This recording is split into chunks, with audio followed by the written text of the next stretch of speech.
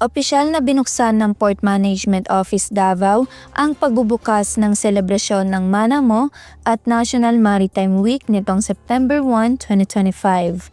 At bilang bahagi ng selebrasyon, inilunsad nila ang Sibut Surero, isang coastal cleanup drive na layon linisin ang Pakiputan Strait sa Davao City at Pojada Bay sa Mati City, Davao Oriental.